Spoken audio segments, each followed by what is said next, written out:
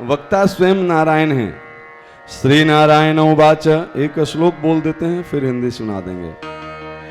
उक्तम स्वाहा स्वधाख्यानम प्रशस्तं मधुरं परम वक्ष्यामि दक्षिणाख्यानम सावधानो निशामयः। श्री नारायण बोले, हे नारद, मैंने भगवती स्वाहा तथा स्वधा का अत्यंत मधुर तथा कल्याणकारी उपाख्यान बता दिया। अब मैं भगवती दक्षिणा का आख्यान कह रहा हूं, सावधान होकर सुनिए। नारायण क्या बोले, अब आप सावधान होकर सुनिए, एक भी शब्द छूटना नहीं चाहिए। प्राचीन काल में गोलोक में भगवान श्री कृष्ण की प्रेयसी सुशीला नामक एक गोपी थी।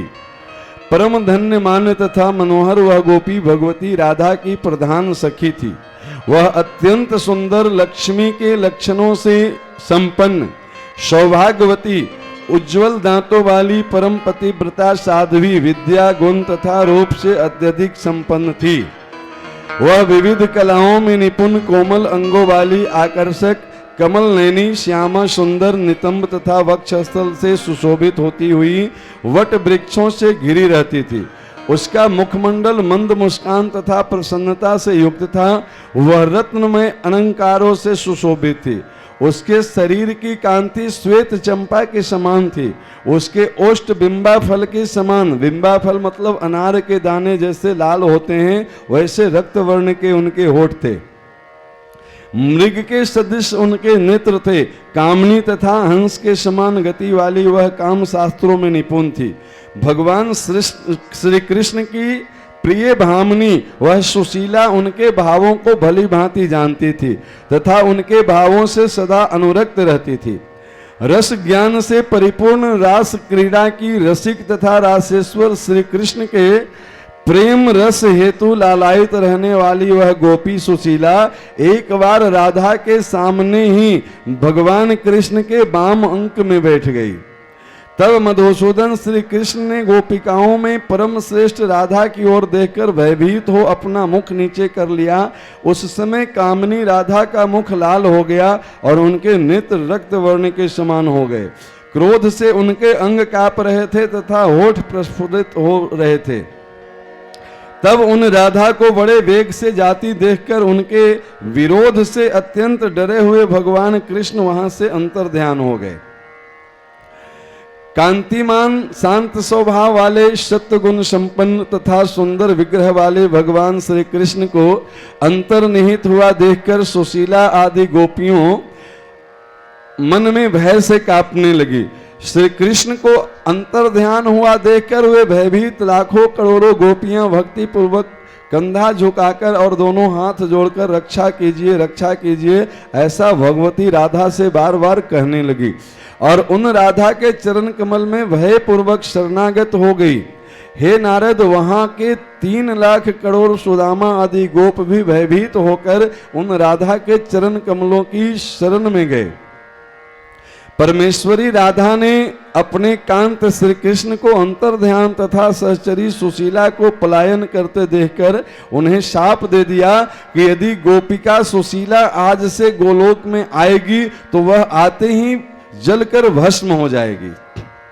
ऐसा कहकर देव देवेश्वरी रासेश्वरी राधा रोष पूर्वक रास मंडल के मध्य रासेश्वर भगवान श्री कृष्ण को पुकारने लगी। श्री कृष्ण को समक्ष न देखकर राधिका जी विरह से व्याकुल हो गईं। उन परम साध्वी को एक एक क्षण करोड़ों युग के समान प्रतीत होने लगा।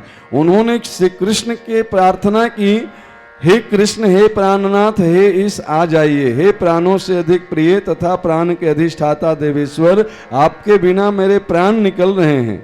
पति के सौभाग्य से स्त्रियों का स्वाभिमान दिन प्रतिदिन बढ़ता रहता है और उन्हें महान सुख प्राप्त होता है। अतः स्त्री को सदा धर्म पूर्वक पति की सेवा करनी चाहिए।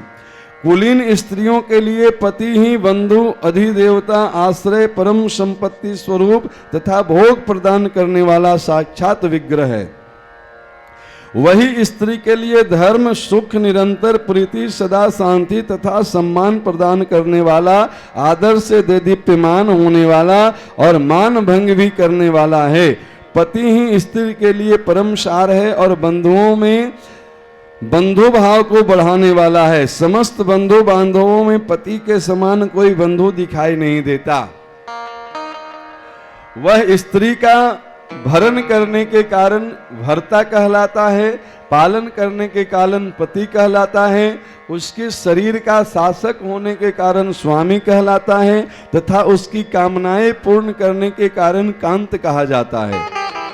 वह सुख की वृद्धि कराने से बंधु, प्रीति प्रदान करने से प्रिय, ऐश्वर्य प्रदान कराने से ईश, और प्राण का स्वामी होने से प्राण नायक, और रति सुख प्रदान करने के कारण रमन कहा जाता है। स्त्रियों के लिए पति से बढ़कर दूसरा कोई प्रिय नहीं है। पति के शुक्र से उत्पन्न पुत्र होता है, इसलिए वह प्रिय होता है। उत्तम कुल में उत्तम स्त्रियों के लिए उनका पति सदा 100 पुत्रों से भी अधिक प्रिय होता है। जो असत कुल में उत्पन्न स्त्री है, वह पति के महत्व को समझने में सर्वथा असमर्थ रहती है। सभी तीर्थों में स्नान, संपूर्ण यज्ञों में दक्षिणा दान, पृथ्वी की प्रदक्षिणा, संपूर्ण तप, सभी प्रकार के व्रत और जो महादान आदि हैं, जो पुण्यप्रद उपवास आदि प्रसिद्ध हैं, और गुरु सेवा, विप्र सेवा तथा देव पूजन आदि से भी शुभ कृत हैं, वे सब पति के चरणों की सेवा की 16वीं कला के बराबर भी नहीं होते हैं। गुरु, ब्राह्मण और देवता, इन सभी की अपेक्षा स्त्री के लिए पति ही श्रेष्ठ है। जिस प्रकार पुरुषों के लिए विद्या का दान करने वाला गुरु श्रेष्ठ है, उसी प्रकार कुलीन स्त्रियों के लिए पति श्रेष्ठ है।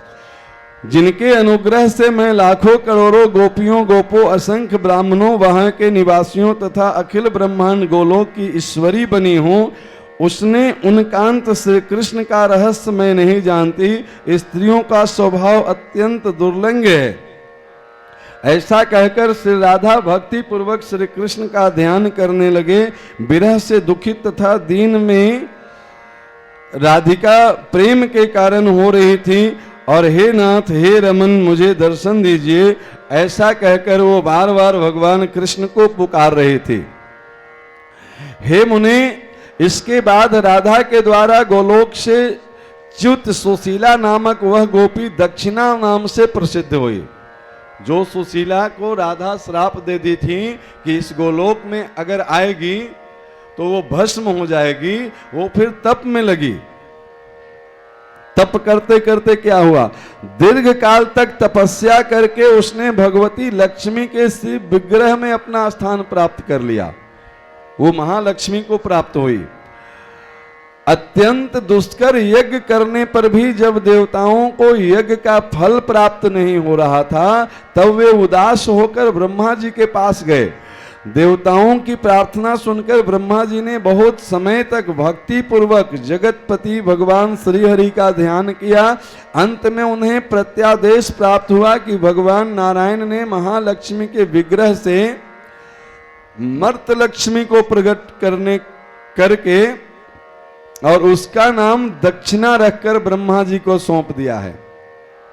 ब्रह्मा जी ने यज्ञ कार्यों की संपन्नता के लिए उन देवी दक्षिणा को यज्ञ पुरुष को समर्पित कर दिया। तब यज्ञ पुरुष ने प्रसन्नता पूर्वक उन देवी दक्षिणा की विधिवत पूजा करके उनकी स्तुति की। भगवान नारायण ने लक्ष्मी के शरीर से प्रकट किया और वो दक्षिणा देवी के रूप में प्रसिद्ध हुई। वो ब्रह्मा जी को प्राप्त हुआ और फिर यज्ञ पुरुष को प्रदान की गई। इसलिए यज्ञ भगवान की पत्नी का नाम है दक्षिणा। उन भगवती दक्षिणा का वर्ण तपाए हुए सोने के समान था। उनके विग्रह की कांति करोड़ों चंद्रों के तुल्य थी। वे अत्यंत कमनीय, सुंदर तथा मनोहर थी। उनका मुख कमल के समान था। उनके अंग अत्यंत कोमल थे। कमल के समान उनके विशाल नेत्र थे। कमल के आसन पर पूजित होने वाले वे भगवती कमला के शरीर से प्रकट हुई थी। उन्होंने अग्नि के समान शुद्ध वस्त्र धारण कर रखे थे। उन साध्वी के ओष्ठ बिंबा फल के समान थे। उनके दांत अत्यंत सुंदर थे। उन्होंने अपने केश पास में मालती के पुष्पों की माला धारण कर रखी थी। उनके प्रसन्नता युक्त मुखमंडल पर मंद मुस्कान व्याप्त थी। वे रत्नमय आभूषणों से अलंकृत थी। उनका वेश अत्यंत सुंदर था। वे विधिवत स्नान किए हुए थी। वे मुनियों के भी मन को मोह लेती थी। कस्तूरी मिश्रित सुगंधित चंदन से बिंदी के रूप में अर्धचंद्राकार तिलक उनके ललाट पर सुशोभित हो रहा था। केसों के नीचे का भाग सीमांत तक सिंदूर की छोटी छोटी बिंदियों से अत्यंत प्रकाशमान हो रहा था। सुंदर नितंब बृहद श्रोणी तथा विशाल वक्षस्थल से वे शोभित हो रही थी। उनका विग्रह कामदेव को आधार स्वरूप था और वे कामदेव के वान से अत्यंत व्यथित थी। ऐसी उन रमणीया दक्षिणा को देखकर यज्ञ पुरुष मूर्छित हो गए। पुनः ब्रह्मा जी के कथनानुसार उन्होंने भगवती दक्षिणा को पत्नी रूप में स्वीकार कर लिया। तत्पश्चात यज्ञ पुरुष उन रामेश ने रमा रूपिणी भगवती दक्षिणा को निर्जन स्थान में ले जा करके उनसे एक पुत्र उत्पन्न किया जिसका नाम फल है। यज्ञ और दक्षिणा का पुत्र का नाम फल है। लोग फल प्राप्ति चाहते हैं ना जी, इसका फल क्या है, ये करिए, इसका फल क्या है। ये फल कहां से उत्पन्न हुआ? तो ये यज्ञ नारायण और दक्षिणा देवी के संतान हैं। हे मुनि, कर्ता को चाहिए कि कर्म करके तुरंत दक्षिणा दे दे। ऐसा करने से कर्ता को उसी क्षण फल प्राप्त हो जाता है और ऐसा वेदों ने कहा है। कर्म के समय पर हो जाने पर, कर्म के संपन्न हो जाने पर भी यदि कर्ता दैववश या अज्ञान से उसी क्षण ब्राह्मणों को दक्षिणा नहीं दे देता तो वह एक मुहूर्त बीतने पर वह दक्षिणा निश्चय ही दुगनी हो जाती है। एक मुहूर्त समझते हैं 24 मिनट। अगर 24 मिनट बाद पूर्णाहुति के दक्षिणा देते हैं तो दुगना देना पड़ेगा। बहुत सावधानी से सुनिए। और एक रात निश्चय ही बीत जाने पर वह 100 गुनी हो जाती है। कल यह दे दो, 100 गुना हो गलो। वह दक्षिणा 3 रात बीतने के बाद उसकी 100 गुनी हो जाती है। 1 सप्ताह बीतने पर उसकी 200 गुनी हो जाती है। 1 माह के बाद वह 1 लाख गुनी हो जाती है। इस प्रकार ब्राह्मणों की दक्षिणा बढ़ती जाती है और 1 वर्ष बीत जाने पर वह 3 करोड़ गुनी हो जाती है, जिससे जजमान का सारा कर्म भी व्यर्थ हो जाता है। दक्षिणा ही नहीं दिए तो फल ही नहीं मिलेगा। ब्राह्मण का धन हरण करने वाला वह मनुष्य अपवित्र हो जाता है। ऊपर से और नुकसान सुन लो। पूजा करवा के दक्षिणा नहीं दिए तो ब्राह्मण का धन हरण करने का दोष और लगेगा। उनका धन रख लिए ना जी तो पचाने का दोष लग गया। उस पाप के कारण वह पापी मनुष्य रोगी तथा दरिद्र रहता है। बहुत ध्यान से सुनिए। अगर आपके जीवन में सब कुछ रहते हुए भी रोग पीछा नहीं छोड़ रहा है, कष्ट पीछा नहीं छोड़ रहा है, रोग के कारण लक्ष्मी का जाना लगा हुआ है, इसका कारण लिखा हुआ है। कभी न कभी आप ये गलती किए हैं, उसका ये परिणाम है।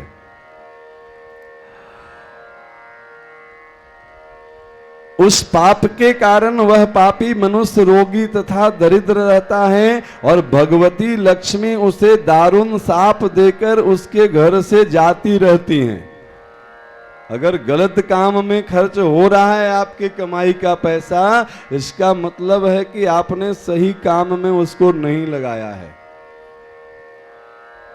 ये अपने ही कर्मों का फल है। जमा करते रहिए उसको तिजोरी में, फ्लैट पे फ्लैट खरीदते रहिए, जेवर पे जेवर बनाते रहिए। वो सब जेवर बिक जाते हैं, फ्लैट बिक जाते हैं और फिर लक्ष्मी श्राप दे करके चले जाते हैं उसके घरों से। यदि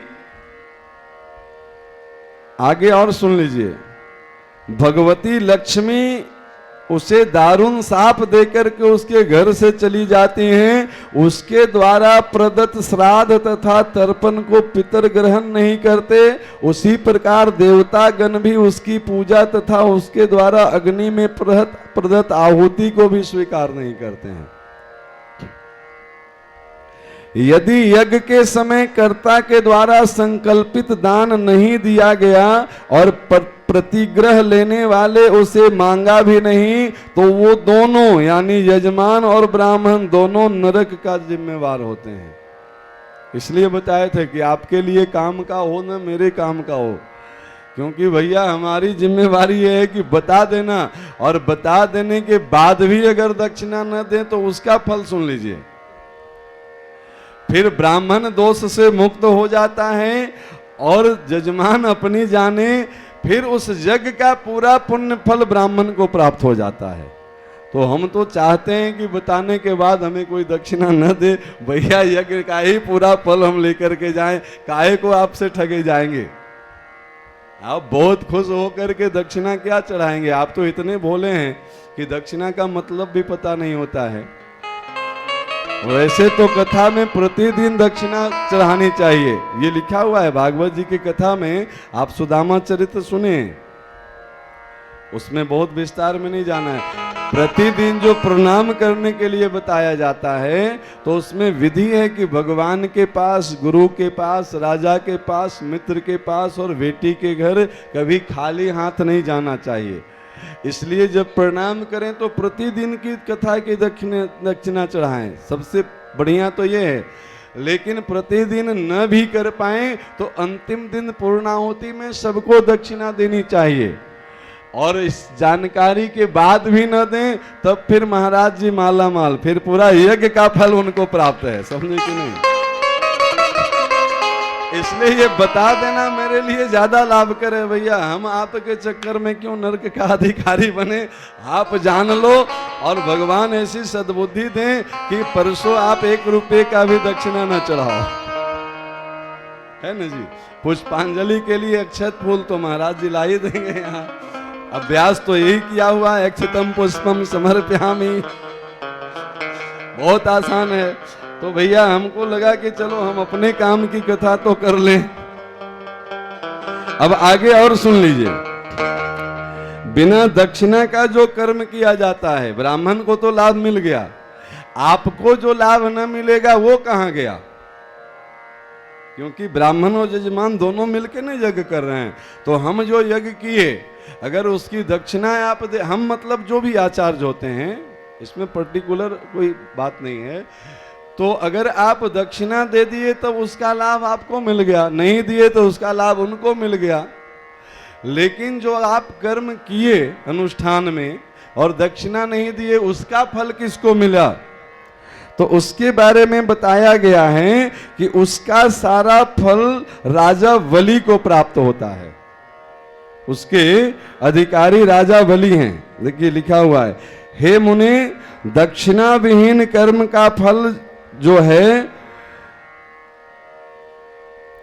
हे मुने दक्षिणा विहीन कर्म का फल हो ही कहां सकता है, दक्षिणा युक्त कर्म में ही फल प्रदान करने का सामर्थ्य होता है। हे मुनि जो कर्म बिना दक्षिणा के संपन्न होता है उसके फल का भोग राजा बलि सुतल लोक में करते हैं। भगवान वरदान दिए थे जब वो वामन अवतार में आए थे कि आप चकाचक सुतल लोक में सुतल रहिए, आपको सब जजमान अपना अपना पुण्य फल भेजते रहेगा।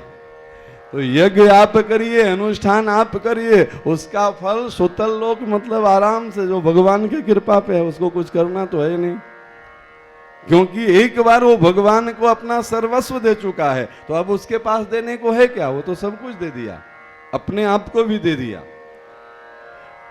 तो जो अपना सब कुछ दे दिया, भगवान भी अपना सब कुछ दे दिए, बोले अब तुम आराम करो सुतल लोक में। और ऐसे बहुत सारे भक्त होंगे जो बिना दक्षिणा के यज्ञ करते रहेंगे, उसका पुण्य चकाचक तुम भोगते रहना। अब ये कथा और भी लंबी है, पर मूल रूप से हमको इतना ही सुनाना था, मेरे काम की इतनी ही कथा है, क्योंकि हमारी जिम्मेवारी बस इसमें ये लिखी गई है कि भैया आप न सुनाओ तो आप भी दोषी हो, आप सुना करके दोष मुक्त हो जाओ और उसके बाद भी अगर न मिले तो और माला माल हो करके जाओ।